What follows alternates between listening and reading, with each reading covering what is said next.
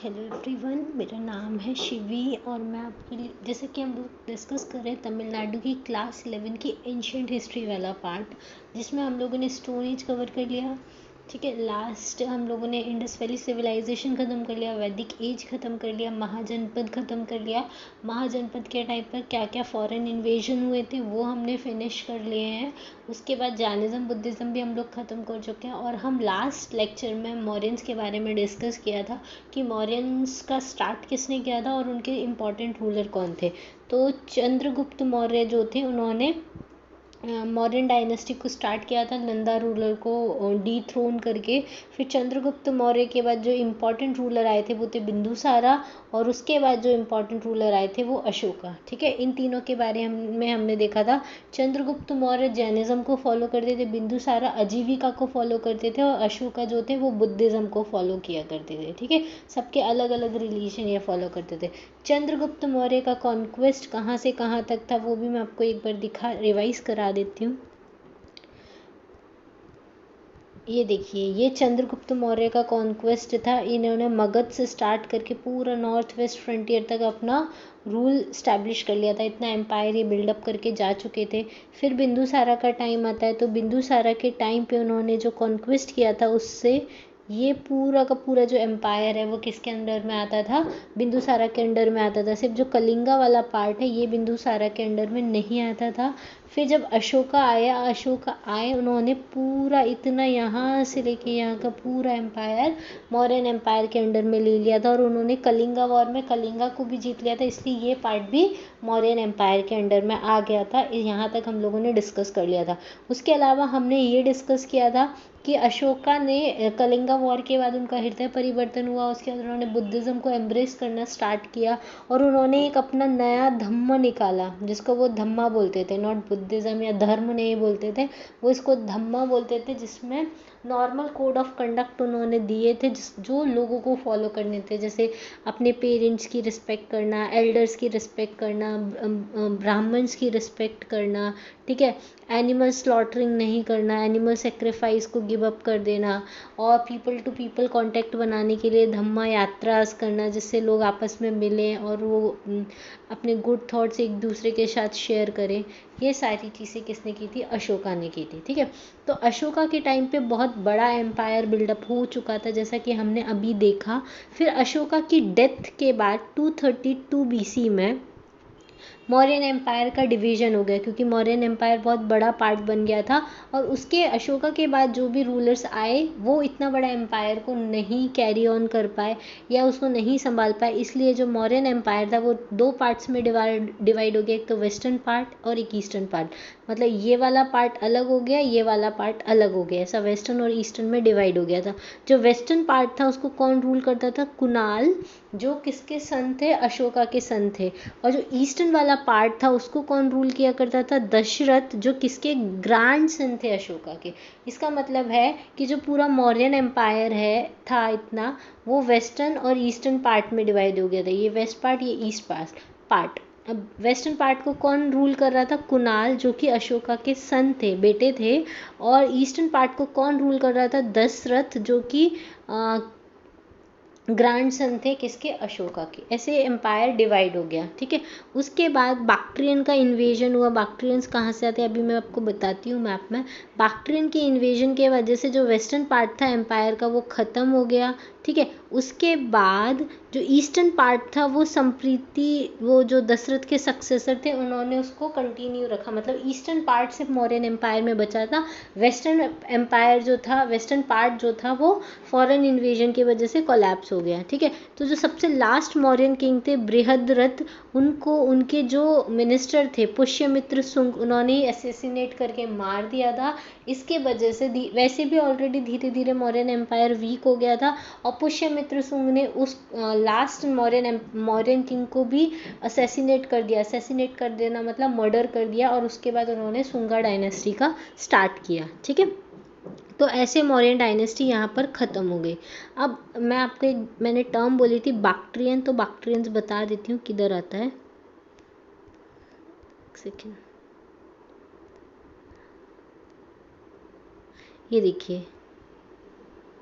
देखिए, यहाँ पे आता है बैक्ट्रिया, यहाँ से इन्वेजन होना स्टार्ट हुए नॉर्थ वेस्ट फ्रंटियर में, इसलिए जो वेस्टर्न वाला पार्ट है वो क्या हो गया, कोलैप्स हो गया था। ठीक है, क्लियर है। एक बार और देख लीजिए, ये है बैक्ट्रिया। ठीक है, ये बैक्ट्रिया है और यहाँ तक मौर्यन एम्पायर था, इन लोगों का अटैक होना स्टार्ट हो गया। ओके, क्लियर है। चलिए हम लोग अब स्टार्ट करते हैं कि मौर्यन एडमिनिस्ट्रेशन में क्या क्या चेंजेस थे और मौर्यन एडमिनिस्ट्रेशन कैसे चलता था। तो मौर्यन एडमिनिस्ट्रेशन में पहली थी सेंट्रल गवर्नमेंट, जो वो पाटलिपुत्रा से राजा रूल किया करता था, वो सेंट्रल गवर्नमेंट के अंडर में आता था। ठीक है, तो सेंट्रल गवर्नमेंट में क्या कौन कौन होता था। पहले तो जो मोनार्की वाला सिस्टम था मौर्यन के आने के बाद वो ख़त्म हो गया था। जो और भी सिस्टम से ascendants of the Maurya had resulted in the triumph of monarchy in India, मतलब मोनार्की वाला रूल स्टार्ट हो गया था और जो और दूसरे सिस्टम से जैसे रिपब्लिक्स, ओलिगार्की, जो सब प्रीवेलेंट हुआ करते थे प्री मौर्यन पीरियड में, वो सब खत्म हो गए। मतलब मौर्यंस के टाइम से मोनार्की स्टार्ट हो गया था, रिपब्लिक जिसमें जनता का रूल हुआ करता था, ओलिगार्की मतलब कुछ नंबर ऑफ पीपल्स जैसे गवर्नमेंट बना के रूल किया करते थे, वही डिसाइड किया करते थे, वो सारी चीज़ें ख़त्म हो गई थी। ठीक है, मौर्यन पीरियड्स के बाद जो कौटिल्य थे, जिन्होंने चंद्रगुप्त मौर्य को मौर्यन एम्पायर स्टैब्लिश करने में हेल्प की थी, जिन्होंने अर्थशास्त्र लिखी थी, वो पॉलिटिकल थ्योरिस्ट माने जाते हैं एंशियंट इंडिया के। वो मोनार्कियल फॉर्म ऑफ गवर्नमेंट को सपोर्ट करते थे, मोनार्कियल फॉर्म ऑफ गवर्नमेंट को सपोर्ट करते थे, लेकिन वो रॉयल एब्सोल्यूटिज्म को अपोज करते थे। रॉयल एब्सोल्यूटिज्म मतलब होता है कि सिर्फ राजा ही सारे डिसीजन लेगा, राजा ही जो बोलेगा वो पत्थर की लकीर है, उनको सबको फॉलो करना है, ऐसा वो नहीं मानते थे। क्यों? तो वो ऐसा मानते थे कि राजा जो है उसको एडवाइस करने के लिए एक मिनिस्ट्री होनी चाहिए, एडमिनिस्ट्रेशन रन करने के लिए एक मिनिस्ट्री होनी चाहिए, जो राजा को सजेशन दे, उसको सजेस्ट करे कि क्या हमारी स्टेट के लिए अच्छा है, क्या हमारे एम्पायर को बिल्डअप करने के लिए अच्छा है। इसलिए मौर्यन एम्पायर में एक काउंसिल ऑफ मिनिस्टर हुआ करती थी, जिसको मंत्री परिषद बोलते थे, जो राजा को एडमिनिस्ट्रेटिव फंक्शन में क्या किया करते थे, असिस्ट किया करते थे और एडवाइस किया करते थे। ठीक है, इसमें कौन कौन होते थे, पुरोहित या ब्राह्मण, जो बताते थे कि हमको अपने एम्पायर में ये सारी चीज़ें करनी चाहिए, ये अच्छा होता है, इसका मुहूर्त ऐसा होना चाहिए, अलग अलग सेक्रीफाइसेस कराते थे, जैसे अश्वमेध सेक्रीफाइस, राजसूय यज्ञ। ठीक है, आपने देखा होगा बहुत सारी हिस्टोरिकल मूवीज, जैसे बाजीराव मस्तानी में एक पुरोहित हुआ करता था, ऐसे पुरोहित होते थे हर राजा के दरबार में। ठीक है, फिर एक होता था महामंत्री, मंत्रियों का भी मंत्री जो सब कुछ मैनेज करता था। फिर एक होता था सेनापति, जो सेना को मैनेज करता था, मिलिट्री ऑर्गेनाइजेशन को देखता था, वो था सेनापति। और एक होता था युवराज, युवराज वो होता था जो राजा के अंडर में काम करता था, फिर राजा के जाने के बाद वो राजा बनेगा, उसको बोलते थे युवराज। ठीक है, तो ऐसे सारे मंत्री राजा के असिस्ट में राजा को असिस्ट करते थे और उनके लिए काम करते थे। ठीक है, वहाँ पे सिविल सर्वेंट्स भी हुआ करते थे, जिसको अमात्यास बोलते थे, जो डे टू डे एडमिनिस्ट्रेशन देखते थे। डे टू डे एडमिनिस्ट्रेशन मतलब पब्लिक हाइजीन रखना, टैक्स कलेक्शन कैसे करना है, लोगों को क्या प्रॉब्लम है, उनकी प्रॉब्लम को राजा तक पहुँचाना है, ये सारी चीज़ें का काम कौन किया करते थे, सिविल सर्वेंट्स होते थे, उसके लिए उनको अमात्यास बोला जाता था। ये हमारे अब के जो IAS ऑफिसर्स होते हैं, जो आप बनने वाले हो फ्यूचर में, वैसा ही वो काम करते थे, जैसे अभी हमारे IAS ऑफिसर्स काम करते हैं, वो काम अमात्यास किया करते थे। ठीक है, उसके अलावा अमात्यास जो थे उनका कैसे सिलेक्शन होना है, उसका जो मेथड था वो किसने दिया था, कौटिल्यन ने अपने अर्थशास्त्र की बुक में दिया था। अशोका ने एक धम्म महामत्रास करके अपॉइंट किए करते थे, जिससे वो अपना जो धम्मा था, उनके धम्मा के जो प्रिंसिपल थे, उनको स्प्रेड किया जा सके। तो एक पर्टिकुलर मिनिस्टर बनाया था धम्मा महामत्रास, जो किसके लिए था, धम्मा को स्प्रेड करने के लिए, स्ट्रैटेजी बनाने के लिए, कैसे हम उसको स्प्रेड कर सकते हैं, ज़्यादा से ज़्यादा लोगों तक पहुंचा सकते हैं उसके व्यूज़ को, ये सारी चीज़ें करने के लिए धम्मा महामत्रा को रखा था। ठीक है, इसके बाद जो मौर्यन स्टेट है, ऐसा इसलिए ऐसा बोला जाता है कि जो मौर्यन स्टेट है वो सबसे वेल ऑर्गेनाइज्ड सिविल सर्विस हुआ करता था, क्योंकि उन्होंने सिविल सोसाइटी के हिसाब से अपनी सर्विसेज को डिवाइड करके रखा था। ठीक है, तो ये तो हो गया हमारा सेंट्रल एडमिनिस्ट्रेशन। अब दूसरा हम देखते हैं रेवेन्यू डिपार्टमेंट। रेवेन्यू डिपार्टमेंट का जो चीफ हुआ करता था, या हेड बोल सकते हैं, वो हुआ करता था सम्हारता। ऐसा क्वेश्चन में पूछा जाता है कि मौर्यन एम्पायर में जो रेवेन्यू डिपार्टमेंट का चीफ हुआ करता था वो कौन होता था, तो वो होता है सम्हारता। ठीक है, अब ये किसका इंचार्ज हुआ करता है, जितने भी रेवेन्यू का कलेक्शन करना है एम्पायर के लिए उसका इंचार्ज हुआ करता था सम्हात्रा। और ये रेवेन्यू कहाँ से आता था, तो ये रेवेन्यू आता था लैंड से आता था, ठीक है, लैंड से आता था। इरिगेशन फैसिलिटीज़ जो देते थे उसके ऊपर टैक्स लगाया जाता था, वहाँ से रेवेन्यू आता था। कस्टम टैक्स से आता था, शॉप होती थी उनके टैक्स पे आता था, फेरी जो चलती थी उसके टैक्स पे आता था, फॉरेस्ट टैक्स लगाया जाता था, माइनिंग टैक्स होता था, पेश्योर्स जो भी लोग अपने जो चरवाहे होते हैं अपने जानवरों को लेके पेश्योर कराने जाते थे उसके ऊपर टैक्स लगाया जाता था। लाइसेंस फ़ी हुआ करती थी, लाइसेंस दिए जाते थे क्राफ्ट्समैन के लिए, ठीक है, अलग अलग जैसे पॉटरी का लाइसेंस होना और भी बहुत सारे इंडस्ट्री माइनिंग ये सारी चीज़ों के लाइसेंस दिए जाते थे। फाइन्स कलेक्ट किए जाते थे लॉ कोर्ट्स में, अगर आपने कोई क्राइम किया है तो आपको उसका फ़ाइन देना पड़ेगा, तो वो फ़ाइन भी एज अ रेवेन्यू में जाता था। तो समझ में आया, लैंड से हमको मिलता था, इरिगेशन से मिलता था, शॉप से मिलता था, फॉरेस्ट से मिलता था, माइन से मिलता था, लाइसेंस फी हुआ करती थी और फाइन्स हुआ करते थे। इन सब से हमारा रेवेन्यू कलेक्शन हुआ करता था मॉडर्न टाइम में, ठीक है। लैंड रेवेन्यू लेकिन फिक्स था, नॉर्मली 1/6 ऑफ द प्रोड्यूस, मतलब अगर 600 kg अगर आपका अनाज प्रोड्यूस हो रहा है तो उसका 1/6 आप पे टैक्स लगेगा, मतलब 100 kg आपको किसको देना है, रेवेन्यू डिपार्टमेंट को देना है। 600 kg में से 100 kg आपको रेवेन्यू डिपार्टमेंट में देना है, उसके बाद 500 kg आप अपने लिए यूज़ कर सकते हैं, ठीक है। तो ये वहाँ का टैक्स सिस्टम था। अब मेन जो, अब ये तो पैसा आ गया, लेकिन अब ये जो रेवेन्यू वाला पैसा है वो किस चीज़ में एक्सपेंडिचर होगा, एक्सपेंडिचर मतलब खर्च किया जाएगा। तो जो किंग से रिलेटेड सर्विसेज हैं वहाँ पे उसके हाउस होल्ड को मैनेज करने में, उसका महल, राजा का महल, राजा के लोग, बहुत सारे नौकर चाकर, उन सबको मेंटेन करने में दिया जाता था। फिर दूसरा आर्मी को मेंटेन करने में दिया जाता था। तीसरा गवर्नमेंट सर्वेंट्स को मेंटेन करने में दिया जाता था। चौथा पब्लिक वर्क मतलब रोड्स मैनेज करना, हाइजीन मैनेज करना, अगर कोई फेमाइन आ गया तो उसमें लोगों को पैसे देना, तो ये पब्लिक वर्क में किया जाता था। पुअर रिलीफ दिया जाता था, जो गरीब होते थे उनको पैसा दिया जाता था। रिलीजियस पर्पस के लिए दिया जाता था, अगर कोई रिलीजियस सेरेमनी हो रही है तो ब्राह्मण्स को कुछ दान में दे दिया, ठीक है। तो ये सारी चीज़ों में रेवेन्यू दिया जाता था और बाकी सब जगह से आता था। अब देखो, मौर्यन की सबसे इम्पॉर्टेंट ताकत थी उनकी आर्मी। वो तो आर्मी बहुत ऑर्गेनाइज्ड थी और उसको कंट्रोल करने के लिए कौन हुआ करता था, सेनापति हुआ करता था, ठीक है। और जो सैलरी दी जाती थी वो कैश में पे की जाती थी सोल्जर्स को, या जो सेना के आर्मी के लोग होते थे उनको कैश में सैलरी पे की जाती थी। कौटिल्य ने ऐसा बताया कि अलग अलग रैंक के मिलिट्री ऑफिसर्स हुआ करते थे मौर्य के आर्मी में, ठीक है। ग्रीक ऑथर प्लिनी ने ऐसा बताया कि जो मौर्यन की आर्मी थी उसमें 6 लाख इन्फेंट्री हुआ करती थी, 30,000 कैवलरी हुआ करती थी, 9,000 एलिफेंट्स हुआ करते थे और 8,000 चैरियट्स हुआ करते थे, ठीक है। काफ़ी वास्ट आर्मी उसकी हुआ करती थी। 6 लाख इन्फेंट्री, ठीक है, 30,000 कैवलरी हुआ करती थी, 9,000 तो एलिफेंट्स हुआ करते थे और 8,000 क्या हुआ करते थे, चैरियट्स हुआ करते थे। चैरियट्स मतलब रथ हुआ करते थे, ठीक है। अब इसके अलावा 4 विंग्स और थी, उनमें नेवी हुआ करती थी जो नेवल चीज़ें देखती थी, मतलब सी साइड से कुछ भेजना होता था तो उसके लिए नेवी हुआ करती थी। ट्रांसपोर्ट सिस्टम हुआ करता था, ठीक है। सप्लाई विंग्स होती थी जो एक जगह से दूसरी जगह चीज़ों को सप्लाई करने का काम करती थी, ठीक है। और हर विंग को कंट्रोल करने के लिए कौन होता था, हर विंग को कंट्रोल करने के लिए अध्यक्ष हुआ करते थे, जिनको हम सुपरिंटेंडेंट्स भी बोल सकते हैं। मेगास्थनीज जिसने इंडिका लिखी थी, जो ग्रीक एम्बेसडर था, उसने भी मेंशन किया है कि जो पूरी की पूरी आर्मी थी उसको 6 ब्रॉड कैटेगरी में डिवाइड किया गया है और हर कैटेगरी में कितने मेंबर्स हुआ करते थे, 5 मेंबर्स हुआ करते थे।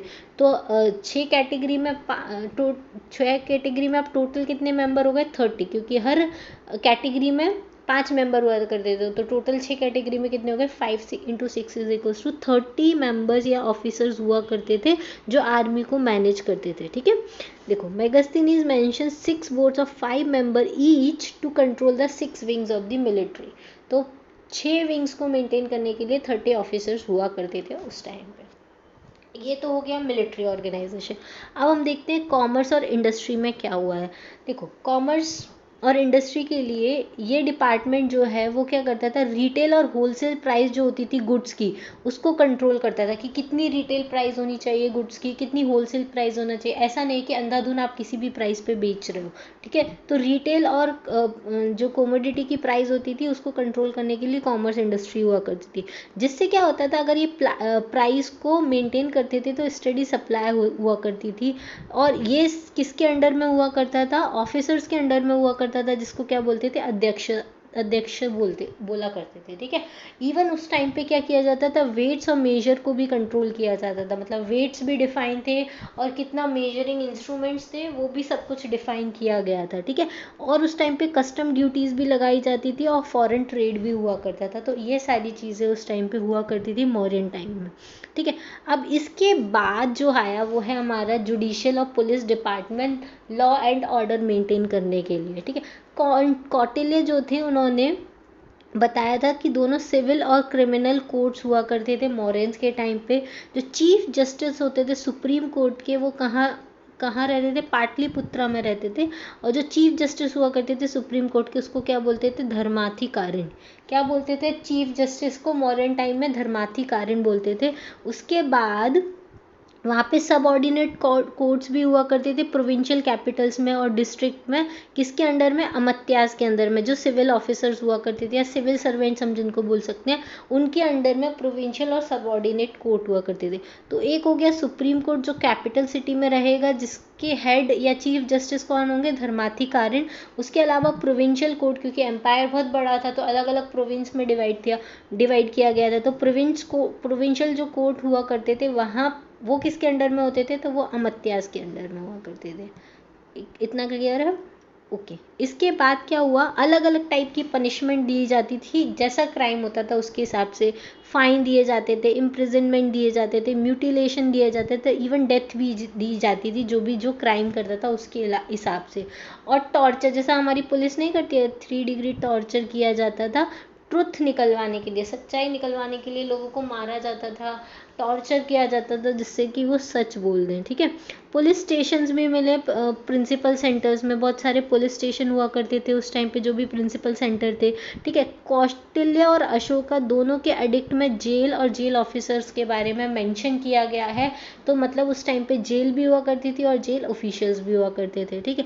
अब जो धम्मा महामत्रा थे वो क्या करते थे, were asked by Ashoka to take steps against the unjust imprisonment. वो धम्मा महामत्रा जो धम्म को स्प्रेड करने के लिए अपॉइंट किए गए थे, उनको ऐसा अशोका के द्वारा बोला गया था कि अगर कोई अनजस्ट इम्प्रिजनमेंट हो रही है तो वो अशोका उसके लिए अगेंस्ट में स्टेप ले सकते हैं, ठीक है।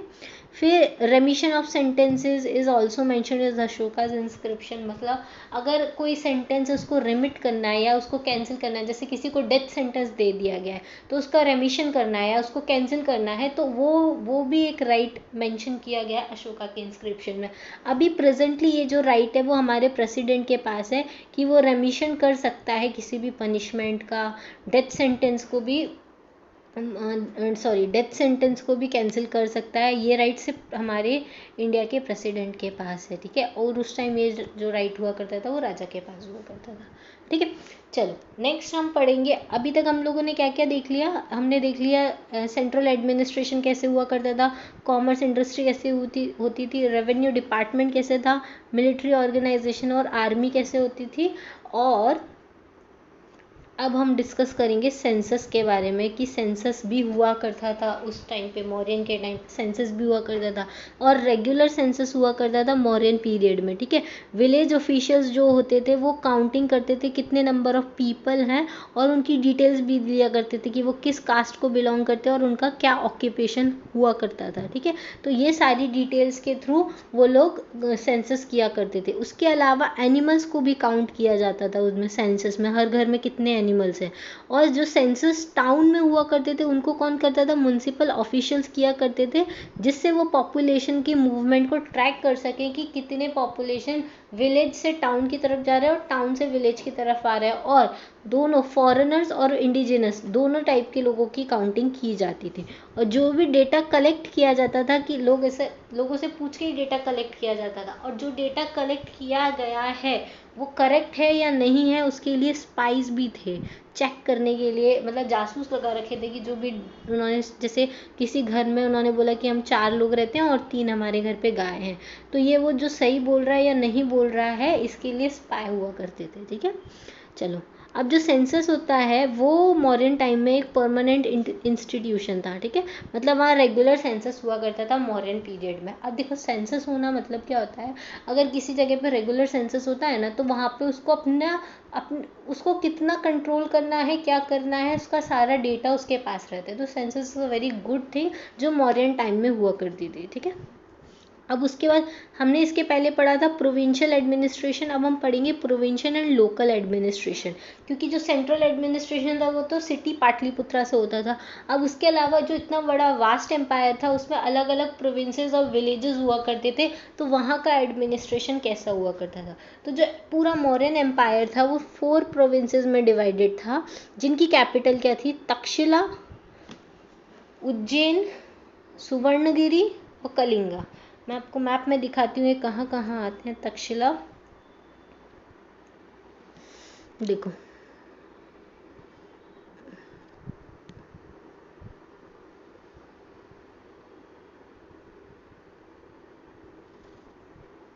ये रहा तक्षशिला, ये है उज्जैन और ये है कलिंगा। ठीक है, और ये है सुवर्णगिरी।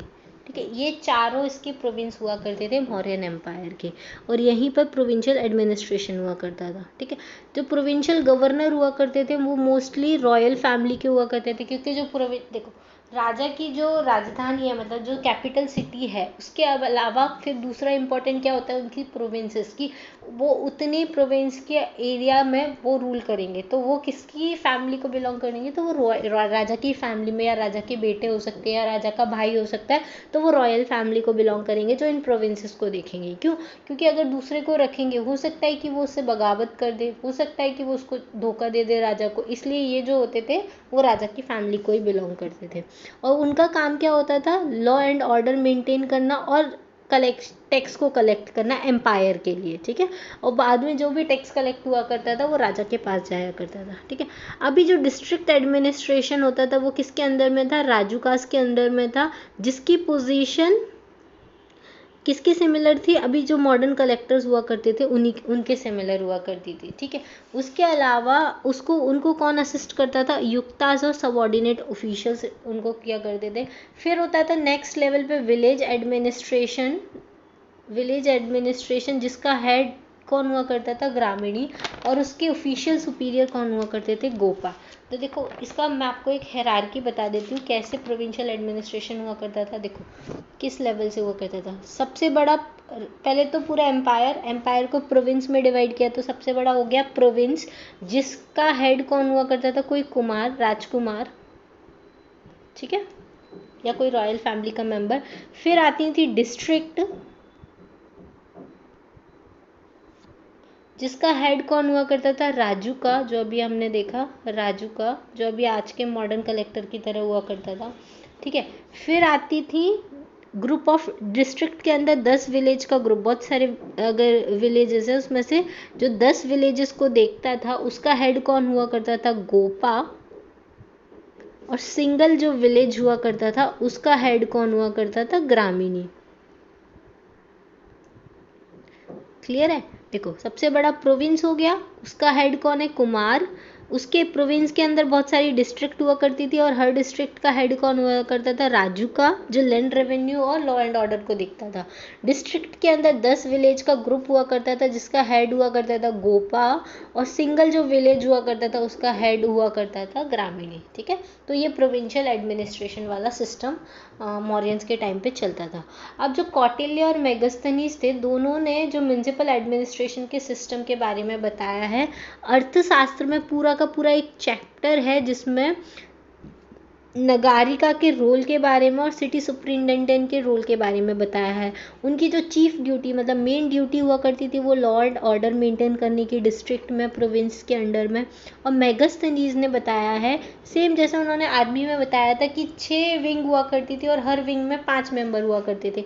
सेम चीज़ उन्होंने एडमिनिस्ट्रेशन में बताया कि ऐसी 6 कमेटी हुआ करती थी, 5 मेंबर हर कमेटी में हुआ करते थे जो पाटलिपुत्रा के एडमिनिस्ट्रेशन को देखते थे। तो एडमिनिस्ट्रेशन में भी कितने ऑफिसर्स हो गए? 30 ऑफिसर्स टोटल, क्योंकि हर कमेटी के अंदर कितने मेंबर्स होते थे? 5 मेंबर।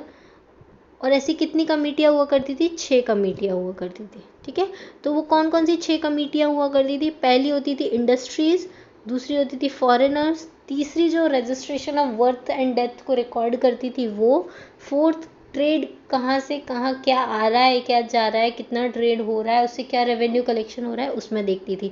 फिर आता था manufacture and the sales of the goods, कितना मैन्युफैक्चरिंग हो रही है, कितनी सेल हो रही है और कितना सेल टैक्स कलेक्ट किया जा रहा है, उसकी भी एक ब्रांच हुआ करती थी। ऐसे ये 6 कमेटी हुआ करती थी एडमिनिस्ट्रेशन में मेगास्थनीज के अकॉर्डिंग। ठीक है, तो मेगास्थनीज ने आर्मी में भी 6 विंग्स मेंशन की थी और एडमिनिस्ट्रेशन में भी 6 कमेटी मेंशन की है। अब इम्पॉर्टेंट चीज़ आती है वो है मॉडर्न आर्ट एंड आर्किटेक्चर। तो जो भी मॉन्यूमेंट्स थे अशोका के पीरियड के पहले वाले, वो मोस्टली किसके बने हुए थे? वुड के बने हुए थे। और वुड की चीज़ें क्या हो जाती हैं? ख़त्म हो जाती हैं थोड़े टाइम बाद। तो वुड की बनी हुई सारी चीज़ें क्या हो गई? पेरिश्ड हो गई या ख़त्म हो गई। लेकिन जब स्टोन का यूज़ स्टार्ट हुआ, अशोका ने, जैसे हमने पढ़ा कि इंस्क्रिप्शन बनाया, उसने पिलर बनाया, रॉक एडिक्ट बनाया, तो स्टोन का यूज़ होना कब से स्टार्ट हुआ? अशोका के टाइम से स्टार्ट हुआ।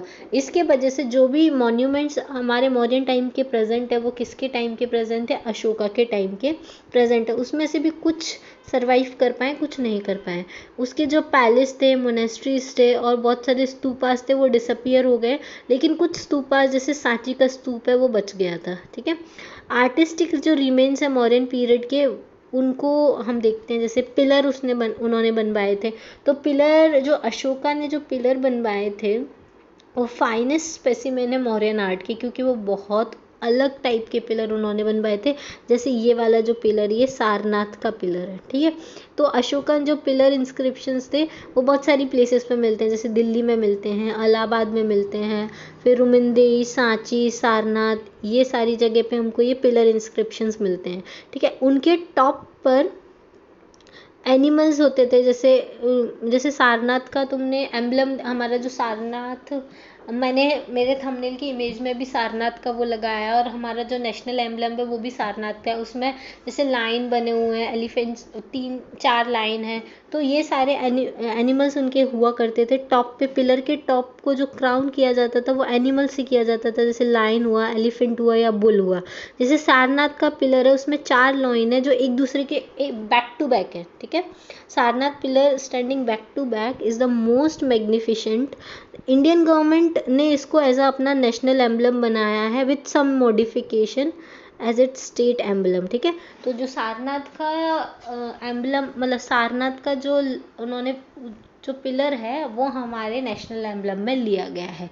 आप कहीं भी देख सकते हो, आपको सारनाथ का एम्बलम मिल जाएगा। ये रहा वो, ये है सारनाथ का हमारी जो इंडिया ने यूज़ किया है वो सिर्फ इतना वाला पार्ट यूज़ किया है।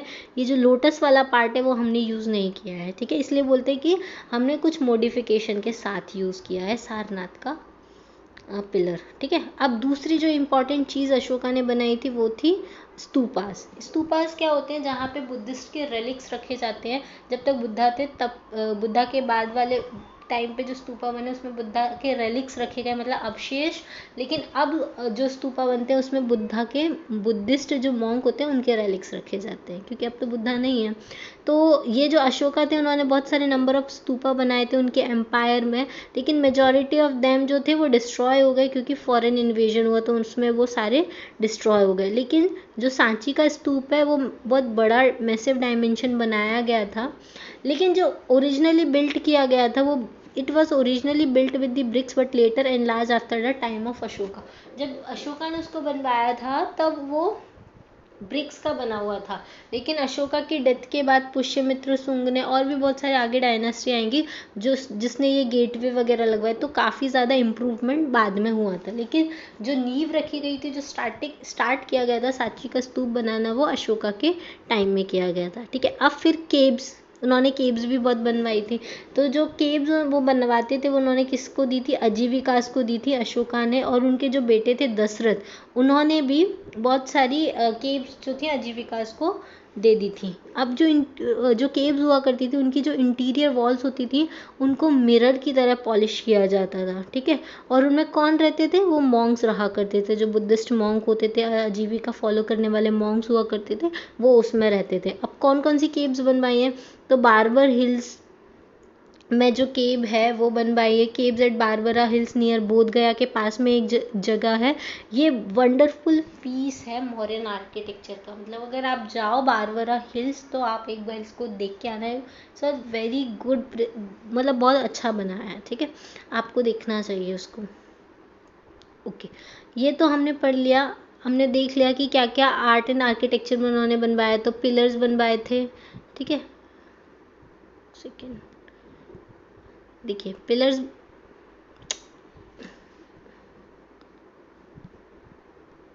पिलर्स बनवाए थे, स्तूपास बनवाई थी, केव्स बनवाए थे। ठीक है, पिलर्स में वही रॉक एडिक्ट, पिलर एडिक्ट, ये भी बनवाए थे। और पिलर्स में वो जैसे सारनाथ का पिलर, ये सारी चीज़ें बनवाई थी।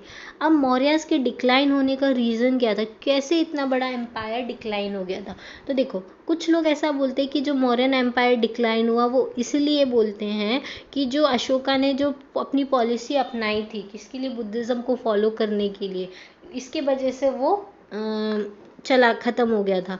लेकिन कुछ ऐसा बोलते हैं कि उनके वीक सक्सेसर के वजह से ख़त्म हो गया था। ये, और कुछ ऐसा भी बोलते हैं कि उनकी इनएडुकेट पॉलिटिकल और इकोनॉमिक इंस्टीट्यूशन थे जो इतने बड़े वास्ट एम्पायर को सस्टेन नहीं कर पाए। मतलब ऑल्दो जो मौर्यन एडमिनिस्ट्रेशन चल रहा था, वो उसकी जो पॉलिसीज़ थी ना, वो इतना बड़ा पूरे इंडिया का वास्ट एम्पायर को वो लोग कंट्रोल नहीं कर पाए। और अपनी कंट्रोल नहीं होने की वजह से ये एम्पायर छोटे छोटे पार्ट्स में टूट गया। और अशोका को ऐसा बोला जाता है कि वो प्रो बुद्धिस्ट पॉलिसी को फॉलो करते थे, जिसके वजह से जो ब्राह्मण्स थे वो उनसे गुस्सा हो गए थे। इसके वजह से जो पुष्यमित्र शुंग आए थे वो एक रिवॉल्यूशन लेके आए थे ब्राह्मण्स के लिए, और इस वजह से उन्होंने जो बुद्धिस्ट रिलीजन को फॉलो करने वाला मौर्यन एम्पायर था उसको डीथ्रोन कर दिया था। लेकिन हमने देखा कि अशोका ने कभी भी ब्राह्मण्स के अगेंस्ट में एक्ट नहीं किया। वो अपने धम्मा में यही प्रोपोगेट करते थे कि हमको ब्राह्मण्स की रिस्पेक्ट करनी चाहिए, सारे रिलीजन के प्रति वो टॉलरेंट हुआ करते थे, नॉन वायलेंस को वो फॉलो किया करते थे। फाइटिंग स्पिरिट जो थी उनकी आर्मी की, वो एकदम अलग थी। ठीक है, वो कभी किसी नॉन वायलेंस को फॉलो करते थे। बट अशोका ने ये सब कुछ होने के बाद भी अपना कंट्रोल कभी अपने एम्पायर से हटाया नहीं, जबकि वो पैसिफिस्ट पॉलिसी को फॉलो किया करते थे। तो इसीलिए हम अशोका को ब्लेम करना कि उनके वजह से मौर्यन एम्पायर डिक्लाइन हो गया, ये बिल्कुल भी सही नहीं है। ठीक है, ओके, अब अशोका ने नहीं किया क्योंकि अशोका तो बहुत प्रैग्मेटिक थे। प्रैग्मेटिक मतलब उनके आइडिया जो थे एकदम प्रैक्टिकल आइडिया थे, वो आइडियलिस्टिक बिल्कुल भी नहीं थे। इसलिए अशोका को ब्लेम करना कि उनकी प्रो बुद्धिस्ट पॉलिसीज़ की वजह से मौर्यन एम्पायर का डिक्लाइन हुआ, ऐसा बिल्कुल नहीं है। क्योंकि अशोका की इन पॉलिसीज़ के वजह से ही वो इतने बड़े वास्ट एम्पायर को कंट्रोल कर पाए थे। ठीक है, लेकिन अब मौर्य के डिक्लाइन होने के इंपॉर्टेंट रीजन क्या क्या हो सकते हैं। एक तो पहला है कि वीक सक्सेसर, उनके बाद वाले जो उनके सक्सेसर आए वो इतने बड़े एम्पायर को इंटैक्ट नहीं रख पाए। उनके पास शायद इतनी कैपेबिलिटी नहीं हो कि वो पूरे एम्पायर को कंट्रोल कर सके। फिर दूसरा क्या हो गया था, हमने देखा पार्टीशन हो गया था एम्पायर में, वेस्टर्न और ईस्टर्न पार्ट में डिवाइड हो गया था। और वेस्टर्न में फॉरेन इन्वेजन होने लग गए थे, इसके वजह से वेस्टर्न पार्ट क्या हो गया था, ख़त्म हो गया था, कोलैप्स हो गया था। उसके अलावा इन सारी चीज़ों के वजह से मौर्यन एम्पायर क्या हो गया, ब्रेकअप हो गया। और पुष्यमित्र शुंग ने उस चीज़ का फ़ायदा उठा के और ब्राह्मणिज्म को रिवाइव करने के लिए उन्होंने मौर्यन पावर को ख़त्म कर दिया और शुंग डायनेस्टी का स्टार्ट किया। ठीक है। तो यहाँ पे मौर्यन एम्पायर ख़त्म हो जाता है। इसके बाद आप इस चैप्टर को एक बार रीड कर सकते हैं, या फिर आप नहीं भी करेंगे तो आप बार बार वीडियो सुनिए, आपको ये चीज़ें एकदम याद हो जाएंगी। क्योंकि क्या होता है, यूपीएससी एसएससी ये सारे एग्ज़ाम्स के लिए आपको ये चीज़ें एक बार में कभी लर्न नहीं होंगी। आपको बार बार आप जितना रिवाइज करेंगे आपको वो सारी चीज़ें बैठती जाएंगी। इस बुक को पढ़ने के बाद आपको हर चैप्टर में एमसीक्यूज दी गए, आपको वो सॉल्व करने हैं। और अगर आप मेंस की तैयारी कर रहे हैं तो इसके पीछे जो क्वेश्चंस लिखे हुए हैं आपको वो भी उनकी राइटिंग प्रैक्टिस भी करनी चाहिए। ठीक है, तो ये बहुत अच्छी बुक है, आपको इसको फॉलो भी करना चाहिए और इसके एमसीक्यूज भी आप सॉल्व कर सकते हैं। और इसके अलावा भी आप दूसरे किसी भी सोर्स से भी एमसीक्यूज आप लगा सकते हैं, आपको ज़्यादा कोई प्रॉब्लम नहीं होगी। ठीक है, तो ये यहाँ पे मौर्यन एम्पायर ख़त्म होता है। नेक्स्ट लेक्चर में हम आगे का स्टार्ट करेंगे चैप्टर नंबर 7। ठीक है, आज के लिए इतना ही। Thank you, thanks for watching.